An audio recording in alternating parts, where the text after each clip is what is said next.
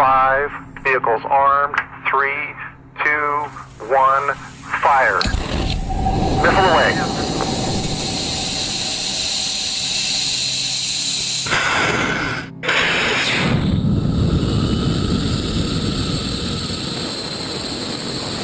Plus 5. Plus 10. Burn out. Good burn. Copy, good burn.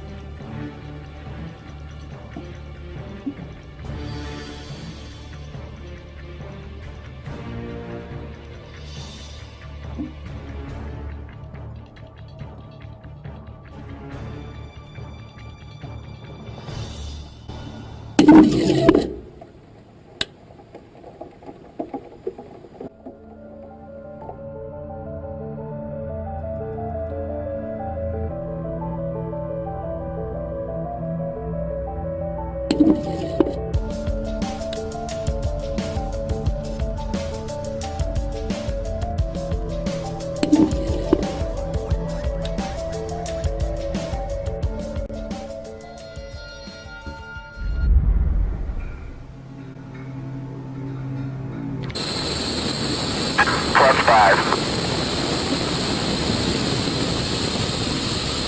Plus 10. Burn out. Good burn. Copy, good burn.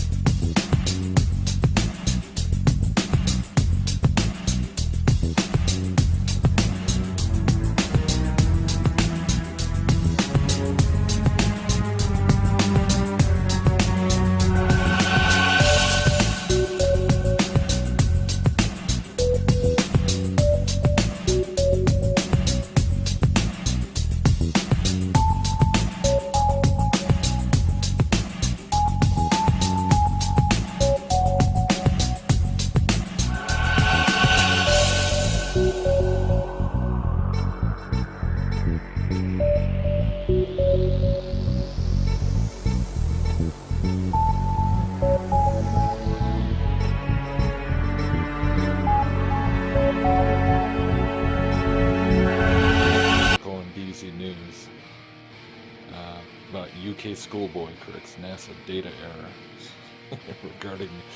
regarding their sensor that measures radiation on the International Space Station. Watch this.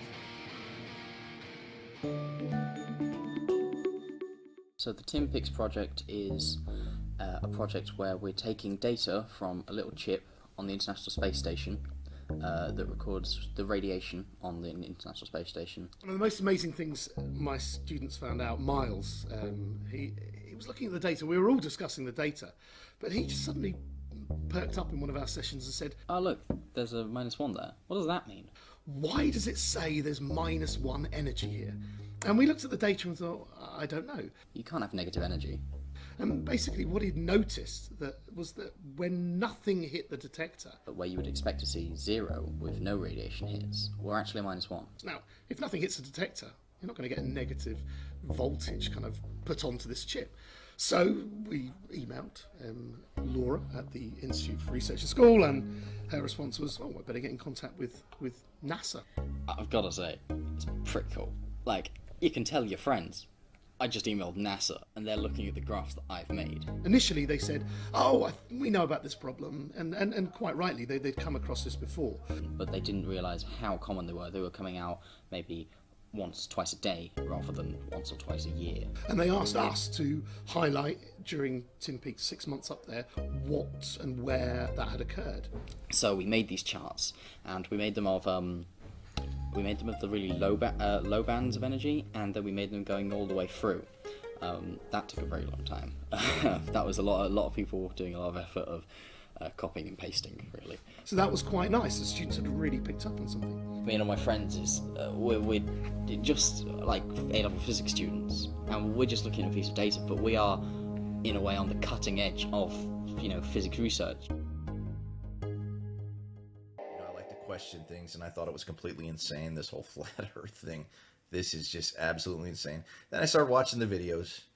And so finally, I've got a buddy, one of my best friends. He's a pilot full-time, and I was discussing with him. He's laughing, talking about, how retarded and moronic, those are his words, not mine, that these people were. And I just am trying to keep an open mind here. But I asked him if he would snap a picture at 30,000+ feet of the horizon, because I had seen in other videos on YouTube. They had mentioned that pilots a lot of times bring preconceived ideas that they see the curve of the earth. So he sent me an iPhone picture back from the cockpit of his airplane he was flying, and he said, "Look, the earth is round, end of story, exclamation marks, screw these morons," and all this crap. And I decided to upload it into GIMP, and I found this pretty interesting here. Let's look. So I loaded the image out of the windshield of the plane there. Let's go to tools. If you look down here, it's kind of blurry. You can't really see the horizon too well. But if you go to tools and you go to color tools, let's go to brightness contrast. Let's pull it over the contrast all the way to 127. Now you will get a clear picture of the horizon here, where the white line is. Then it goes to light blue and dark blue. Well, let's go back to tools. Let's draw a straight line across that here. And you'll see what I see, or maybe you will. Let's put a straight line, try to line it up pretty close here. And it looks pretty good to me. Okay, do you guys see any curvature in the horizon? This is the one that my pilot buddy, who flies for a living, sent me as proof of a curved earth. I don't know, it looks pretty flat to me, so I will continue my journey on this whole debate, but I'm starting to question things that I never thought I would question. A strange message on Mount Rubidoux. The words "Google Flat Earth" were found carved into the Riverside hill in letters that were 10 feet long. Police talked to the person who did it. He's not facing charges yet. Crews reseeded the area so the grass will grow and cover it all up. One possible explanation of the message: some still believe the world is flat, not round, and post about it online. It's called the Flat Earth Conspiracy Theory, but police are not saying whether that's what the hillside message is all about. For the Longines Chronoscope, a television journal of the important issues of the hour, brought to you every Monday, Wednesday, and Friday. A presentation of the Longines Whitnor Watch Company, maker of Longines, the world's most honored watch, and Whitnor, distinguished companion to the world-honored Longines. Good evening, this is Frank Knight. May I introduce our co-editors for this edition of the Longines Chronoscope? Larry Lasser, CBS News correspondent, and Kenneth Crawford, National Affairs Editor of Newsweek magazine. Our very distinguished guest for this evening is Admiral Richard E. Byrd. The North Pole used to be a no-man's land, but these are the days when, by buying a ticket on a commercial airliner, you can fly across the North Pole and drink a cocktail at the same time. You know, only 70 or more years ago, about 35 years ago, our guest tonight found out whether there was any land north of the North American continent. He made that first discovery flight, and I must say that Admiral Byrd, our guest tonight, is not only our greatest living explorer, but he's been an inspiration to countless Americans. Admiral Byrd, you've been to both the North Pole and the South Pole.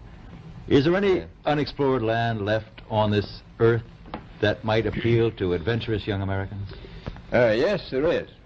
And not up around the North Pole, because it's getting crowded up there now, because they find out it's really usable, not only to live in, but militarily. But strangely enough, there's left in the world today an area as big as the United States that's never been seen by a human being. And that's beyond the pole, on the other side of the South Pole, from Middle America. And I think it's quite astonishing that there should be an area as big as that unexplored.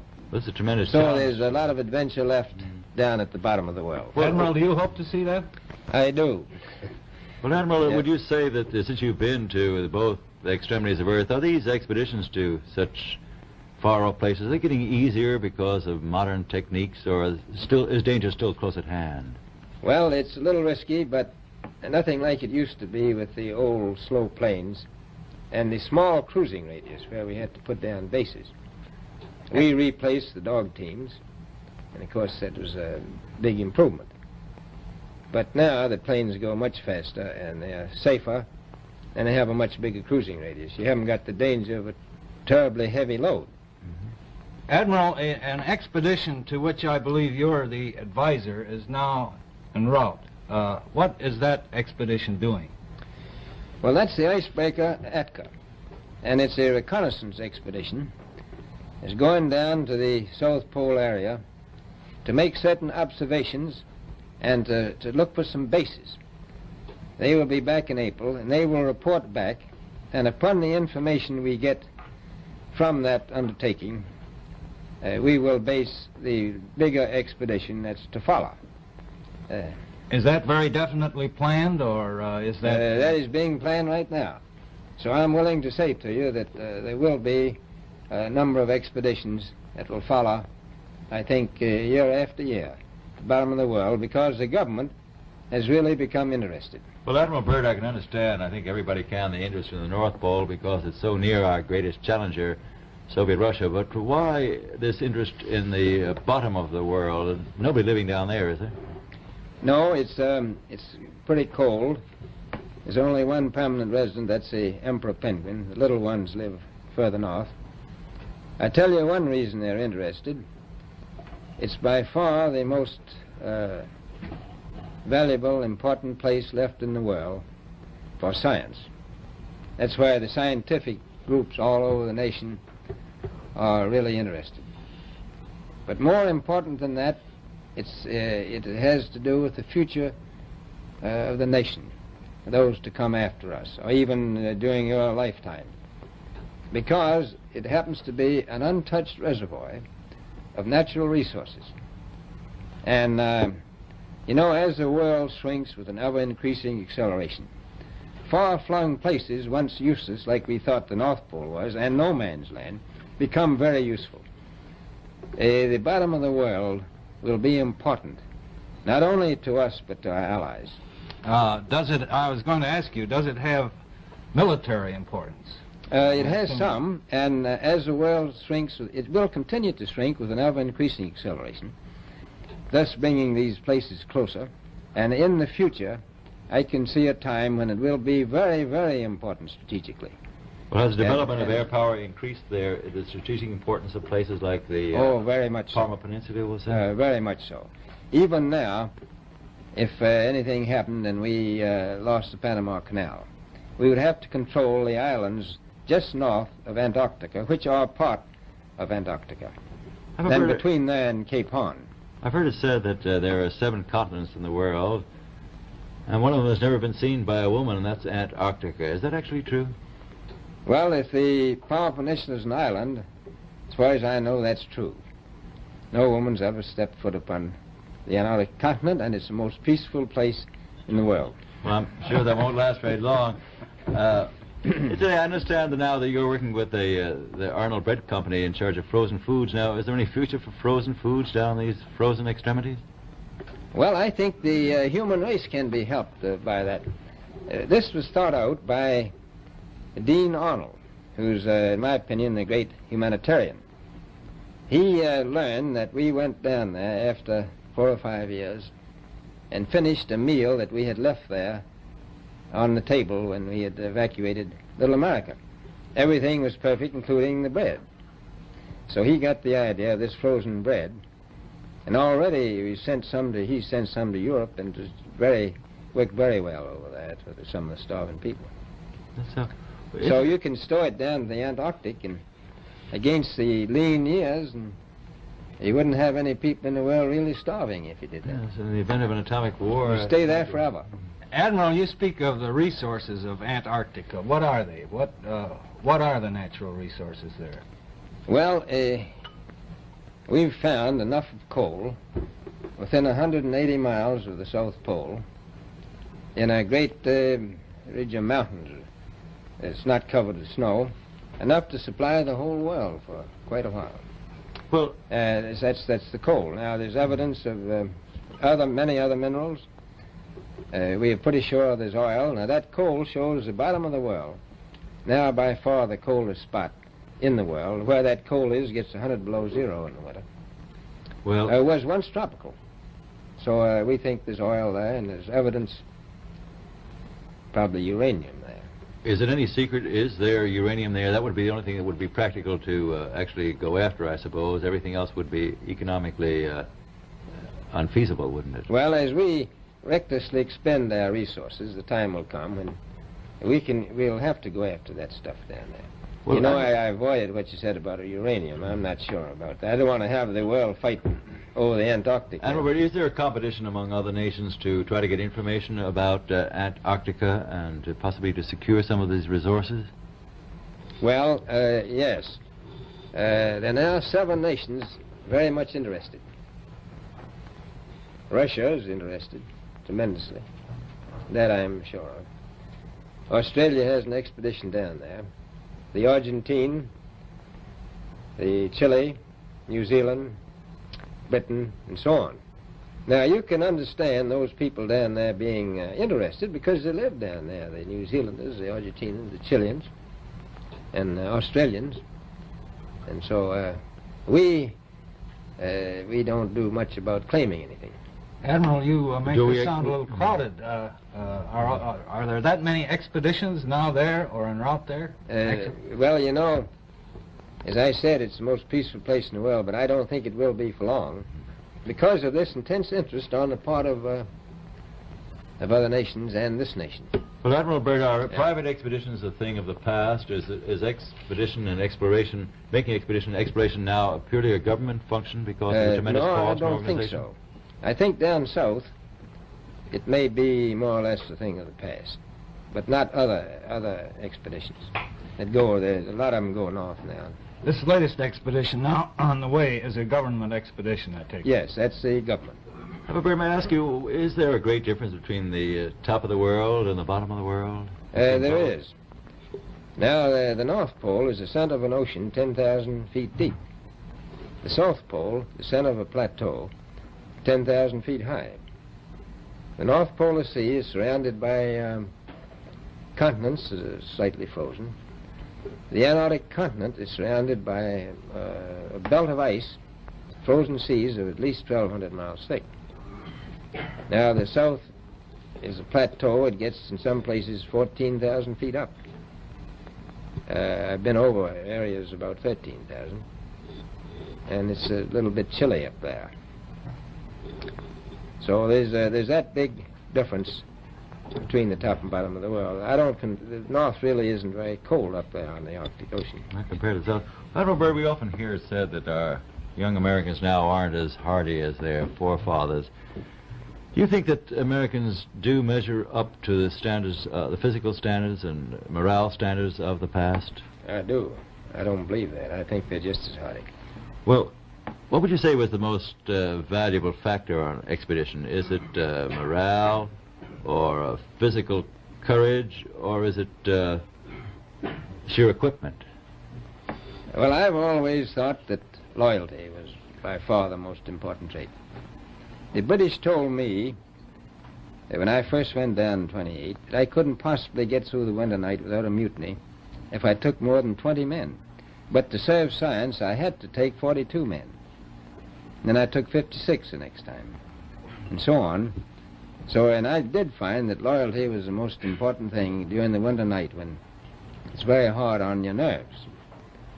I think that's best trait. Well, that's a very valuable characteristic at any time. Well, thank you very much, Admiral Byrd. It's been a great pleasure to have you here tonight. It's a pleasure to be with you. The opinions expressed on the Longines Chronoscope were those of the speakers. The editorial board for this edition of the Longines Chronoscope was Larry Lasser and Kenneth Crawford.